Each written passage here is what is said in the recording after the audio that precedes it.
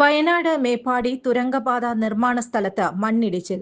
നിർമ്മാണം നടക്കുന്നതിനിടെ മണ്ണിടിഞ്ഞ് റോഡിലേക്ക് പതിക്കുകയായിരുന്നു. കള്ളാടി പാലത്തിന് സമീപമാണ് മണ്ണിടിച്ചിലുണ്ടായത്.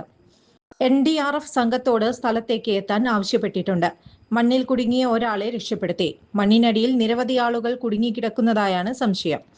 പ്രദേശത്ത് മഴ തുടരുകയാണ്. മേപ്പാടിയിൽ നിന്ന് ചൂരൽമലയിലേക്ക് പോകുന്ന പ്രധാന പാതയിലാണ് അപകടമുണ്ടായത്.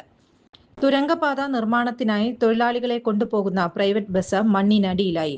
ബസ്സിനുള്ളിൽ തൊഴിലാളികൾ ഉള്ളതായും സംശയമുണ്ട്. ഇക്കാര്യത്തിൽ സ്ഥിരീകരണമില്ല. നിലവിൽ 30 അംഗ NDRF സംഘം വയനാട്ടിലുണ്ട്.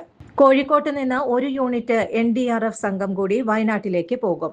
5 പേരെ ആശുപത്രിയിലേക്ക് മാറ്റിയെന്ന് ദുരന്ത നിവാരണ അതോറിറ്റി അറിയിച്ചു.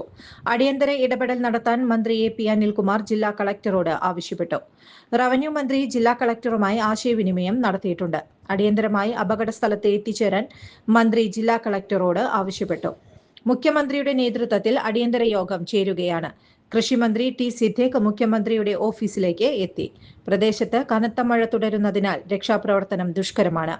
എത്ര പേർ മണ്ണിനടിയിലുണ്ട് എന്നത് സംബന്ധിച്ച് കൃത്യമായ വിവരം ലഭ്യമല്ല. News desk any time news. Business നേർവഴിക്ക് നടത്താൻ വ്യാപാരികൾക്ക് കൂടെയുണ്ട് ത്രിധിര. GST നോട്ടീസുകൾക്കുള്ള മറുപടി, registration, return filing, appeal filing, accounting, income tax return filing and project report തുടങ്ങി വ്യാപാരികൾക്ക് വേണ്ട നിർദ്ദേശങ്ങൾ ലഭിക്കാൻ ത്രിധിര അക്കൗണ്ട് വടക്കാഞ്ചേരി. ഫോൺ 9447077369. മറ്റൊരു നമ്പർ 9562467999. കൂടുതൽ വാർത്തകൾക്ക് ഞങ്ങളുടെ ചാനൽ സബ്സ്ക്രൈബ് ചെയ്യുക. ഫേസ്ബുക്ക് ഫോളോ അപ്പ് ചെയ്യുക. വാർത്തകൾ വേഗത്തിലറിയാൻ എനി ടൈം ന്യൂസ്.